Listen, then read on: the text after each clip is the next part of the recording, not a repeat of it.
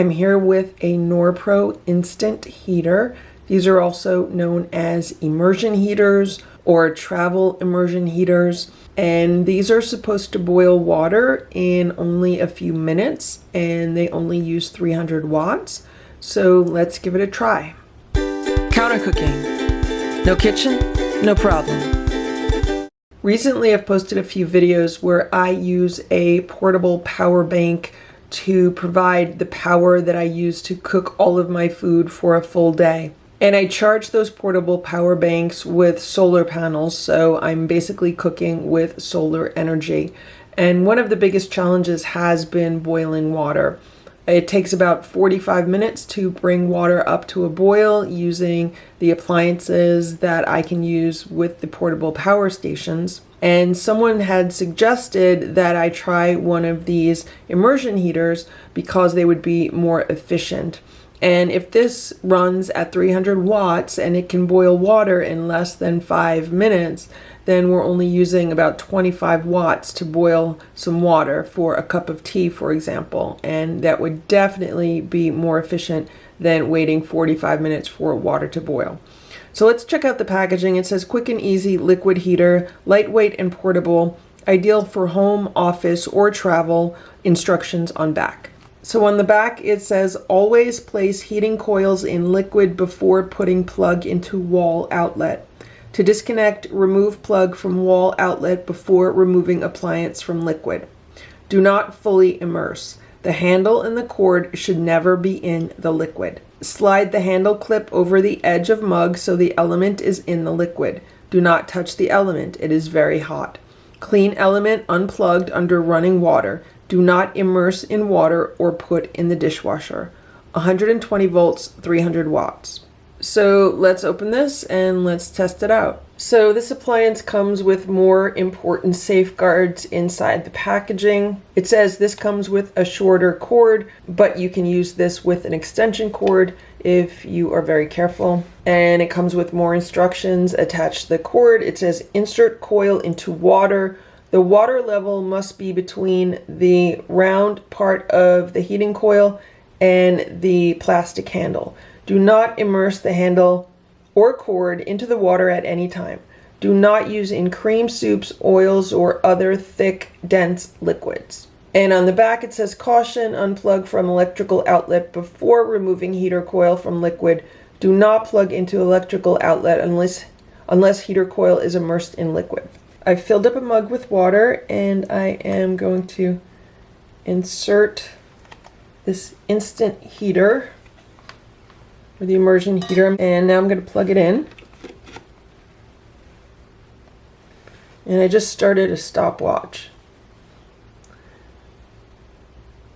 I have it plugged into an energy meter and it is currently using 294.3 watts. It's been 15 seconds and I'm hearing noise like it's heating up.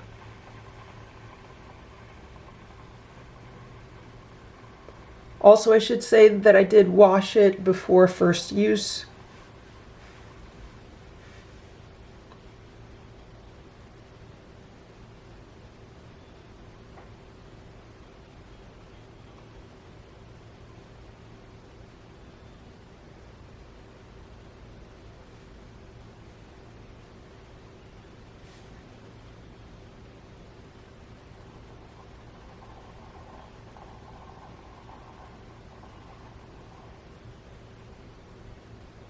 It's been 1 minute. And we're at 295.4 watts. So let's talk a little bit about how this works. And I'm going to read part of a review on this item.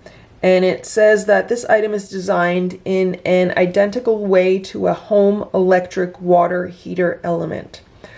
Electricity flows through a copper core in the center of the element producing heat, which is then dispersed throughout the liquid it is submerged in. If the element is not A, fully submersed, or B, taken out even for a second while plugged in, it will dry fire.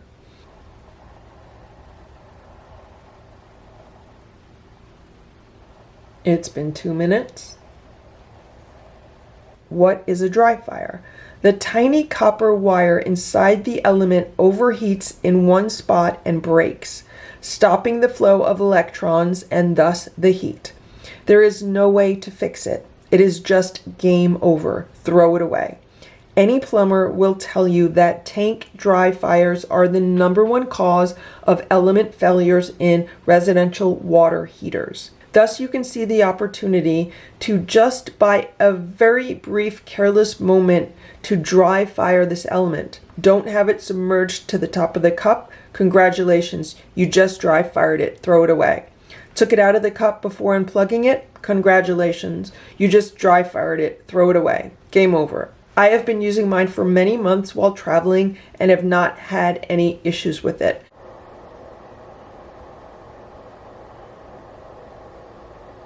Three minutes. However, I am quite vigilant about how I use it. I'm careful to fill the cup to the top, even covering the clip on the handle, and then I unplug it about 30 seconds before taking it out of the cup. If you do this, you won't ever have a problem.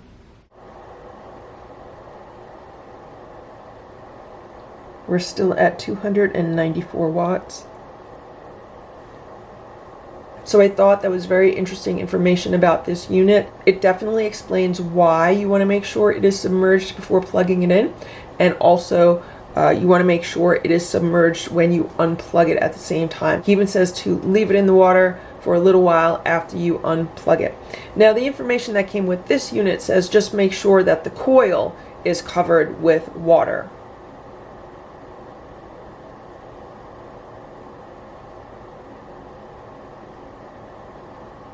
Four minutes.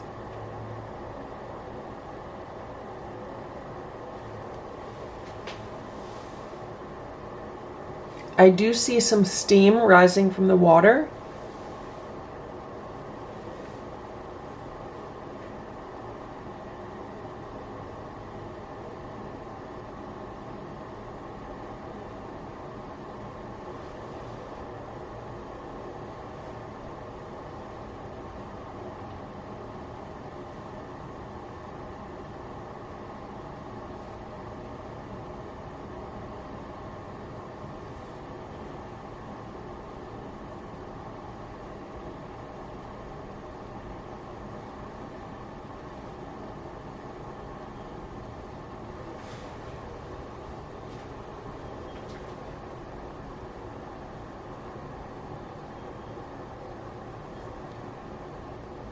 It's been 5 minutes. I am now going to unplug this.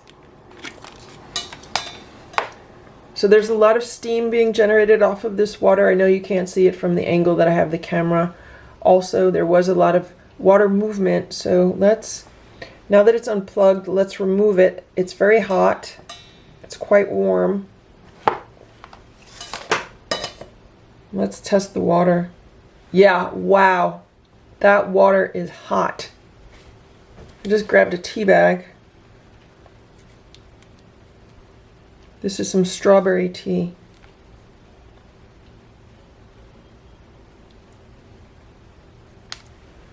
So in 5 minutes, using only about 25 watts, we were able to boil a cup of water. That is great.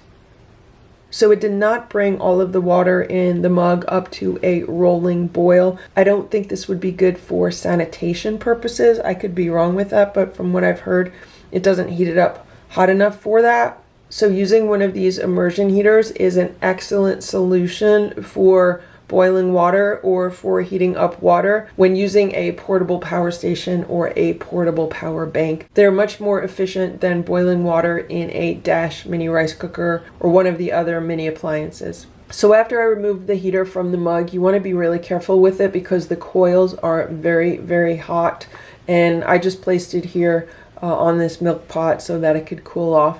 And I'm wondering if I could actually boil water in this milk pot because it does fit very nicely here. I have to check to see if you can use these with a metal pot, because if I could use this with a metal pot, that would work really well. This would hold a lot more water. Let's try this again using this stainless steel milk pot. I've read that people are using this with the stainless steel cups or thermoses. They said just make sure that there's like something heat resistant underneath it. So I have a cast iron trivet under here. If that gets too hot, I'll turn this off. And there's a little bit more than 4 cups of water in this pot. So it's about 1 quart of water. I just plugged it in. And I've started the stopwatch. It's been almost 2.5 minutes and I'm starting to see some steam rising from the top. And it's been 5 minutes now and we're seeing more steam, but we're not seeing the same amount of water movement that we were in the mug. Obviously because there's more water in this pot. There's at least twice as much water. I was using a 12-ounce mug. And right now there's probably around 33 ounces of water in here, maybe 34. It's been 7 minutes now. It's been a total of 10 minutes now. I am going to unplug this. You can see there's a lot of steam coming off. The handle on the pot is still cool. And the trivet that I have on the bottom is still cool.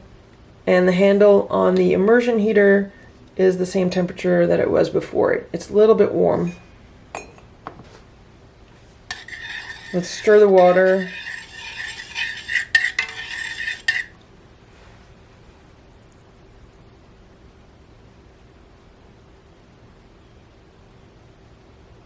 It's a little bit cooler after you stir it. So what I was reading is that the water around the immersion heater itself heats up really well, and then the water that's farther away from it does not heat up as much. That's why with the mug I was waiting for some good circulation. There wasn't as much circulation in this pot, maybe if I kept it longer than 10 minutes, but it's still pretty warm. It's not as hot as the water that was in the mug that was super hot. But if you want to heat up a larger pot of water, maybe it just takes more time. Let's plug it in again. And let's do another 10 minutes and see what happens. So it's been another 9 minutes right now, almost another 10 minutes. And you can see the water looks much hotter. It appears to be boiling more rapidly around the heating element. And I have a temperature sensor that I've put in. So let's see what kind of temperature we have here. Right now it's at 136 and going up.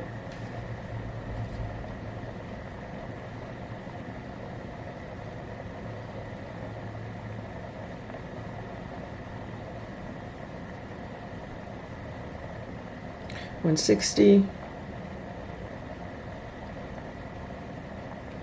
170.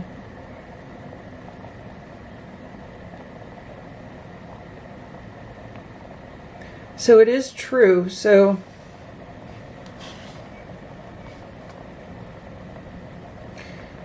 I have it hooked up to my app, and right now it's 142 degrees if I hold the temperature sensor toward the side of the pot. And if I put the temperature sensor more toward the heating element, it goes up to 177, 180, 183, 186, 189, 191, 194, 195. I'm not touching the heating element. I'm just maybe 2 centimeters away from it, like an inch away from it. We're at 197. And if I move it more toward the edge of the pot, point it down, the temperature goes down. It's 183, 179, 175, 168, 165. So there's definitely a difference in temperature. It's still going down. 154, 155, okay. Maybe it's stabilized there. And if I move it toward the element, it goes back up.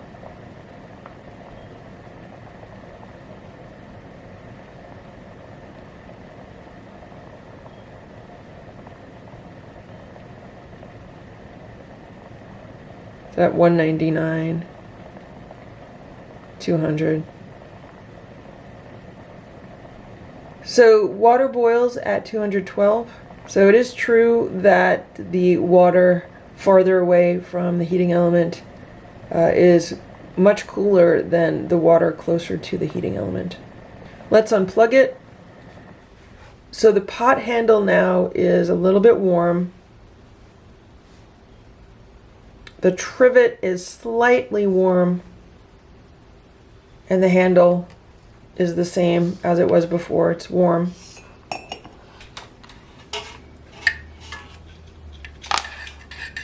I'm stirring the water. Yeah, the water's definitely hotter than it was before after stirring it. Yeah. So right now, the water after stirring it is probably just as hot as the water in the mug was after 5 minutes. So it definitely takes longer to heat up a larger quantity of water with this immersion heater. So overall, I'm really happy with this appliance. It is very small, it is very lightweight, it's very efficient. I can heat up a mug of hot water in only 5 minutes. And if I wanted to do a larger pot of water, I could do that in about 15 to 20 minutes, which is only using up a maximum of about 100 watts. So it's definitely more efficient than the other small appliances that I have when it comes to heating up water and bringing water to a boil. Even though we saw that it doesn't bring it exactly up to a boil, it's not bringing it up to 212 degrees, so it's not going to be adequate for water purification. But for making a cup of coffee, a cup of tea, some instant soup, some oatmeal, some cream of wheat, anything like that, it's a really good option.